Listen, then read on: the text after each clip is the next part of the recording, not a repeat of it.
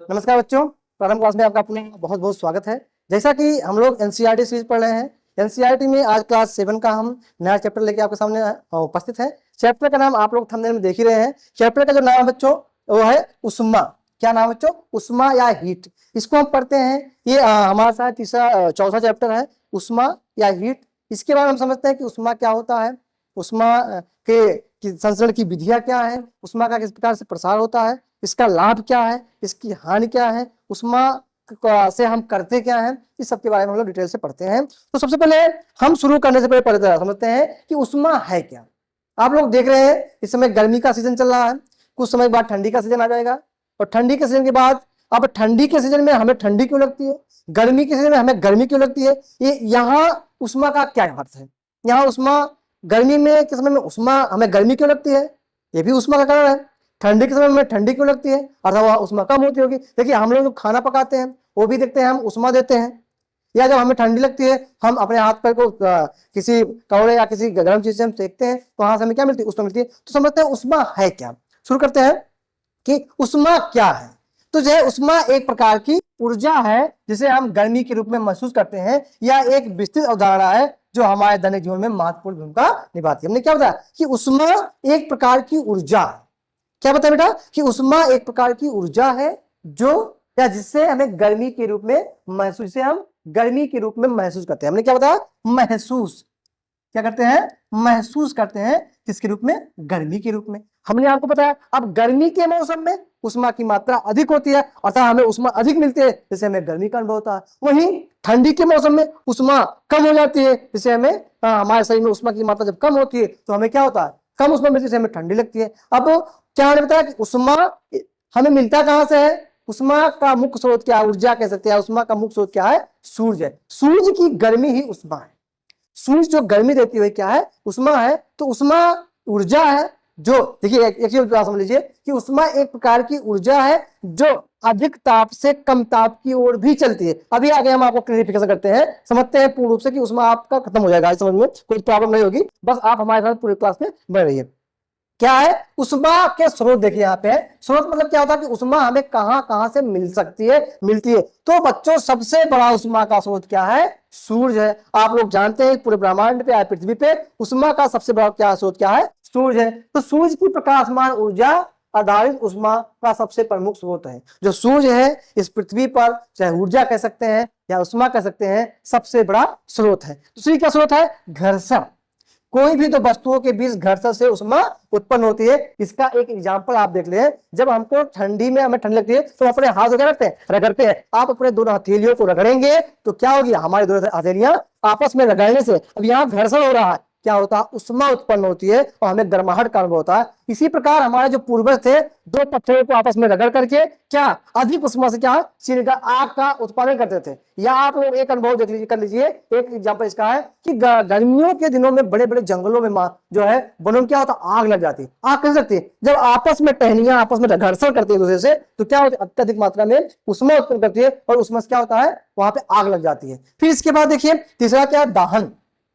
जब कोई पदार्थ जलता है तो उष्मा उत्पन्न होती है। हम जो भोजन अपने घरों में भोजन पकाते हैं, हम लोग जो अपने घरों में भोजन पकाते हैं, चाहे गैस से पका, गैस ले ले हम, एलपीजी जो गैस हो गया होता है बच्चों, या लकड़ी ले ले, या कंडा, या कोई भी और चीज ले ले, हम इनको जला करके भोजन बनाते हैं। अच्छा जब जलाते हैं तो इससे उष्मा निकलती है और उसी उष्मा में गर्माहट होता है और उसी गर्माहट से क्या होता है, हम अपना भोजन बनाते हैं। तो क्या होगा उष्मा का स्रोत, सबसे बड़ा स्रोत सूर्य, फिर सूर्य से उष्मा उत्पन्न होती है, घर्षण से उष्मा उत्पन्न होती है, साथ ही साथ हमने क्या बताया कि एक दाहन से भी उष्मा उत्पन्न होती है। तो उष्मा उत्पन्न होने के तीन साधन, सूर्य, इसके बाद घर्षण, इसके बाद दहन। फिर क्या है, आज सबसे इंपॉर्टेंट क्या है, उष्मा स्थानांतरण की विधियां।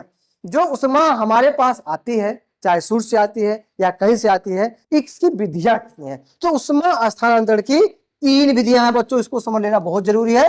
कई विधियां हैं, तीन विधियां हैं। देखिए इस उष्मा को हम, एक उष्मा क्लास होगा, एक क्लास में हम ताप पढ़ाएंगे। ताप में हम कुछ समझते हैं, ताप में पढ़ेंगे तापमापी क्या है, क्वथनांक, गलनांक, हिमांक, इसके बारे में पढ़ते हैं। इसमें आज हम उष्मा पढ़ेंगे। देखिए हम आप लोगों को लगता हो कि इतना लोवेस्ट क्यों बताया जा रहा है, क्योंकि बच्चों ये एनसीईआरटी सीरीज है। हमें एनसीआर और एनसीईआरटी है और कक्षा 7 की एनसीईआरटी है, तो जो कक्षा 7 में एनसीईआरटी जिस स्तर का दिया गया है उसी स्तर को हमें पढ़ना है। तो अब हम पढ़ते हैं विकिरण। देखिए जो उष्मा स्थानांतरण की 3 विधियां हैं, विकिरण, इसके बाद संवहन और चालन। देखिए 3 विधियां में यहां पढ़ते सबसे पहले विकिरण। विकिरण में उष्मा चलने के लिए उसे किसी माध्यम की आवश्यकता नहीं होती है। विकिरण विधि में उष्मा को संचित होने के लिए किसी माध्यम की आवश्यकता नहीं होती है। सूर्य से जो उष्मा हमको प्राप्त होती है, सूर्य से हमारे बीच में कोई माध्यम नहीं होता है, तो जब सूर्य की किरणों का प्रसार होता है तो ये विकिरण के रूप में उष्मा का प्रसार होता है। अर्थात हमें जो सूर्य से उष्मा पृथ्वी तक आती है, इसे किसी माध्यम की आवश्यकता नहीं होती है। जब किसी माध्यम की आवश्यकता नहीं होती है, इसी विधि को क्या कहते हैं बच्चों? विकिरण विधि कहा जाता है। क्या कहता है? विकिरण विधि। दूसरा क्या है? दूसरा हमने यहां लिखा है संवहन। संवहन क्या है? गर्म वायु या द्रव पदार्थ का ऊर्ध्वगामी प्रवाह संवहन के माध्यम से उष्मा का प्रसार होता है। इसमें भी माध्यम की आवश्यकता होती है और इसमें जो उष्मा का संचरण होता है एक चक्रीय रूप में होता है। आप लोगों ने खाना बनाते हुए देखा होगा, जब आप लोग घर में हमारे चावल बनता है, आप उसका अवलोकन करिएगा तो ऐसे नीचे जब ठंडा जो होता है कण, जब गर्म होता है तो ऊपर आता है, ऊपर आकर क्या होता है, जो ऊपर का ठंडा कण होता है वो नीचे आ जाता है और फिर नीचे का जब गढ़ क्या होता है, गर्म होता है तो ऊपर आता है। माने एक चक्र बन जाता है। क्या बन जाता है? चक्र बन जाता है। इसी चक्र को क्या कहता है? संवहन कहा जाता है। क्या कहता है बच्चों? कहा जाता है संवहन। माने इसमें खासकर संवहन में उष्मा का संचरण जल मतलब जलों या गैसों में होता है। क्या होता है? आप लोग ध्यान से अपने घरों पे देखिएगा कि आप ध्यान से देखेंगे, जब चावल पकता है या चाय पकती है या आप लोग देखते हैं हलवा, घरों में हलवा बनता है, उसमें स्पष्ट दिखाई पड़ता है कि जब नीचे गर्म होता है, नीचे का गर्म कण ऊपर आया, ऊपर का ठंडा कण नीचे आया। तो ये जो विधि होती है बच्चों, यही विधि होती है संवहन की। इसलिए क्या है? चालन। चालन की विधि खासकर ठोसों में होता है। किसमें होता है? ठोसों में। क्या? ठोस पदार्थ में उष्मा का प्रसार चालन की विधि होता है। इसमें क्या होता है बच्चों कि मान लीजिए कोई ठोस है, हमने क्या बताया? उष्मा की एक गुण होता है जो अधिक ताप से कम ताप की ओर चलती है। क्या? यहाँ आप इसको नोट कर लीजिए, बहुत ही इंपॉर्टेंट है कि अधिक उष्मा क्या होती है? अधिक ताप से कम ताप की तरफ चलती है। क्या? उष्मा अधिक ताप से कम ताप की ओर चलती है। मान लीजिए कोई पदार्थ है, मान लीजिए लोहा है, आपके घरों में देखिए एनसीईआरटी भी कहती है कि आप करके देखिए, हमारे जो आसपास है उसी के अनुसार आप जो है अध्ययन करिए। आज इसी से घरों में देखते हैं बच्चों कि मान लीजिए कोई कलछुल है, जब कलछुल को भगोने में दाल या सब्जी को चलाया जाता है तो इतनी दूर मान लीजिए भगोने में है और कभी कभी उसमें छोड़ दिया जाता है, तो आप देखते हैं धीरे धीरे इसका हत्था क्या होता है? गर्म हो जाता है। तो यही है चालन माने चलना। जैसे सपोज करो ये यहाँ पे कोई कण है, इसको उष्मा मिला, ये गर्म हुआ, इसने इसको दे दिया, इसने इसको दे दिया उष्मा, इसने इसको दे दिया, इसने इसको दे दिया, इसने इसको दे दिया, और इस प्रकार से पूरा जो ठोस पदार्थ है, खासकर सुचालक पदार्थ क्या होता है? पूर्ण उसमें क्या होता है? वो पदार्थ पूर्ण क्या था? गर्म हो जाता है। तो चलना मतलब क्या होता है? कह सकते हैं चलना। एक स्थान से गर्म हो और चलते क्या हो, जहां पे उष्मा की मात्रा कम हो वहां तक पहुंच जाए, यही विधि थी चलन। संवहन क्या बताया? संवहन में भी कण चलते हैं, लेकिन क्या होते हैं? एक सीधी रेखा पे क्या होते हैं? एक चक्र के रूप में चलते हैं, ऊपर से नीचे, नीचे से ऊपर, ऊपर से नीचे, नीचे से ऊपर। तो संवहन एक स्थान से चलना फिर वहां पहुंच जाना। संवहन मैंने क्या होता है? एक स्थान से चलना फिर उसे स्थान पहुंच जाना। ठंडा कण गर्म हुआ, नीचे ऊपर गया, ऊपर गर्म कण जब गर्म हुआ तो ऊपर पहुंच गया, तो ये संवहन हो गया, चालन हो गया। तीसरी विधि इसके बाद क्या है कि उष्मा का प्रसार। क्या है? उष्मा का प्रसार। किसके बारे में सुनते हैं कि इसमें भी संवहन गर्म वायु या द्रव पदार्थ का ऊर्ध्वगामी प्रभाव। क्या होता है? ऊर्ध्वगामी। देखिए यहाँ पे एक चित्र बना हुआ है, देखिए यही होता है उष्मा का जो संवहन, तो कंडक्शन, ये संवहन। यहाँ अब ये रेडिएशन देखो इसमें क्यों दिया गया? ये रेडिएशन है, यहाँ से उष्मा इसमें क्या है? किसी मतलब पहुंची, ये रेडिएशन है, ये कंडक्शन है, ठीक। और ये जब गर्म हो रहा, देखिए इस चित्र में आप तीनों देख सकते हैं। भगोना ये धातु है, ठोस है, अब इसमें हत्था लगा हुआ, हत्था इसलिए लगा हुआ क्योंकि यहां अगर गर्म होगा तो पूरा भगोना गर्म हो जाता है। पहला, इसमें जो द्रव है ये पूरा गर्म होता है, द्रव क्या होता है? इसमें गर्म होता है। और यहाँ पे जो एक गैस जो ये जल रहा है, ये जो इसमें उष्मा मिल रही है, ये रेडिएशन है। अर्थात कह सकते हैं यहाँ पे चित्र में सबसे अच्छा दिया गया है, तीनों विधियां दी गई है, संवहन, चालन और विकिरण। अगला क्या है? उष्मा का उपयोग कहाँ होता है? इसको आप लोग जानते हैं सब। उष्मा का उपयोग क्या होता है?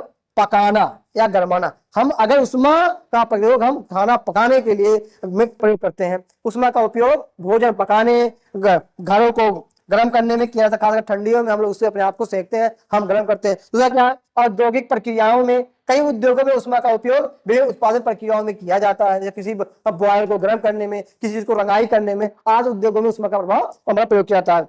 या आप लोग देख सकते हैं जो विद्युत का उत्पादन होता है, वहां भी जो गैस प्रणाली वाली विधि है, वहां भी उष्मा के द्वारा ही बॉयलरों को क्या होता है, गर्म किया जाता है और भाप का उत्पादन किया जाता है। तो वहां पे गर्म करने के लिए क्या होता है, कोयले का प्रयोग किया जाता है। इसके बाद क्या है, स्वास्थ्य और चिकित्सा, उष्मा का इस्तेमाल चिकित्सा और उपचार में भी किया जाता है। किसी चीज की सकाई करने में, किसी चीज की सकाई करने में भी उष्मा का उपयोग किया जाता है।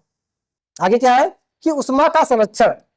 अब यहाँ पे आता है उष्मा को, जिस प्रकार से ऊर्जा संरक्षण का नियम है, उसी प्रकार उष्मा संरक्षण का भी एक नियम है कि घरों और उद्योगों में उष्मा की बर्बादी को कम करने के लिए उपकरणों का उपयोग किया जाए। कार्य प्रणाली में सुधार, वातावरण संरक्षण, उष्मा के उत्पादन और प्रसार के दौरान कार्बन उत्सर्जन को कम करना चाहिए, ये दिया गया। इसके बाद क्या है, उष्मा का नुकसान क्या होता है। अधिक, अगर इसी उष्मा का नुकसान क्या हुआ, अधिक गर्मी पड़ी तो उष्मा अधिक हुआ। जाहिर सी बात, जो गर्मी पड़ रही है आजकल, उसकी उष्मा क्या बहुत ज्यादा है, इससे क्या होगा, समस्या उत्पन्न हो रही है। क्या है कि अत्यधिक उष्मा का व्यक्ति या पर्यावरण पर नकारात्मक प्रभाव पड़ सकता है। दूसरा क्या है, उष्मा प्रदूषण, उष्मा उत्पादन के दौरान होने वाले प्रदूषण वातावरण को नुकसान पहुंचा सकते हैं। फिर उष्मा अपव्यय, उष्मा का अनावश्यक उपयोग या असंतुलित उपयोग ऊर्जा की बर्बादी कर सकता है। ये सब उष्मा की क्या है, नुकसान है। इसके बाद क्या है, इसके लाभ हमने बताया कि उष्मा के बिना कोई लोग जीवित नहीं हो सकते हैं। कोई भी व्यक्ति को जीवित रहने के लिए उष्मा की नितांत आवश्यकता होती है। उष्मा हमारे पृथ्वी ग्रह को जीवन उपयोग योग बनाती है और सभी जीवित प्राणियों के लिए महत्वपूर्ण है, उद्योगों के लिए और चिकित्सा के लिए। कहने का मतलब आपको इतना पढ़ना है कि उष्मा क्या है, उष्मा एक प्रकार की ऊर्जा है जो कम तापमान से अधिक तापमान से कम तापमान की तरफ चलती है। फिर उष्मा सबसे इंपॉर्टेंट में क्या है, उष्मा स्थानांतरण की विधियां, चालन, संवहन, विकिरण। इसी में हम एक चीज और पढ़ लेते हैं, थोड़ा सा इसमें हम पढ़ लेते हैं, यहाँ पढ़ लेते हैं थोड़ा सा। एक पढ़ते बच्चों सुचालक, एक पढ़ लेते हैं कुचालक, बहुत इंपॉर्टेंट है सुचालक और कुचालक। सुचालक का मतलब क्या होगा बच्चों, जब किसी वस्तु को गर्म किया जाए, किसी वस्तु को गर्म किया जाए, उसके एक सिरे को गर्म किया जाए और दूसरा सिरा अपने आप गर्म हो जाए, ऐसी सारी वस्तुएं सुचालक कहलाती हैं। सपोज करो इसका एग्जांपल क्या हो गया, लोहा, लोहा हो गया, इसके बाद तांबा हो गया, सोना, चांदी आदि। हमने क्या बच्चों कि जब किसी पदार्थ वस्तु को एक तरफ गर्म किया जाए और धीरे धीरे क्या हो जाए वो दोनों तरफ गर्म हो जाए, ऐसी सारी वस्तुओं को क्या कहते हैं, सुचालक। अगला है कुचालक। क्या है, जब किसी पदार्थ को एक तरफ गर्म किया जाए और दूसरी तरफ गर्म न हो, ऐसे सारे पदार्थ वस्तु क्या कहलाते हैं, कुचालक कहलाते हैं। जैसे इसके लिए आप कह सकते हैं लकड़ी, प्लास्टिक, कांच, कागज, कपड़ा, ये सब जो हम बताएं ये कुचालक होते हैं। इनको अगर आप गर्म करेंगे तो एक ही तरफ जहां जितनी दूर उसमें उष्मा की मात्रा होगी, जहां उष्मा उसको दिया जाएगा उतने दूर गर्म होंगे, बाकी सो छोड़ के गर्म होंगे। यही कारण है जो केतली होते हैं या तवे के जो हत्थे होते हैं लकड़ी या प्लास्टिक के बन जाते हैं, ताकि आपका हाथ जलने से बच जाए। तो उष्मा, अगला उष्मा के बारे में पढ़ा, उष्मा एक प्रकार की ऊर्जा है जो अधिक ताप से कम ताप की ओर चलती है। फिर हमने पढ़ा उष्मा स्थानांतरण की विधियां कितनी होती है, उष्मा का प्रसार क्या होता है, इसके समझिए इसके कुछ उपयोग है उष्मा के। जैसे उष्मा किसी पदार्थ को उष्मा दे तो क्या होता है, फैलता है, चाहे ठोस हुआ क्या होता है, चाहे द्रव हुआ चाहे गैस, उसमें क्या होता है, प्रसार होता है, उष्मा का प्रसार होता है। तो आप जब हम पढ़ेंगे ताप के बारे में पढ़ेंगे तो उसका हम एक प्रैक्टिकल करके आपको दिखा दें किस प्रकार से उष्मा का प्रसार हो, मतलब गर्म करने पे किसी वस्तु का में उष्मा देने पे प्रसार होता है। आज के लिए इतना ही, अगली क्लास में हम ताप के साथ उपस्थित रहेंगे। तब तक आपको बहुत बहुत धन्यवाद।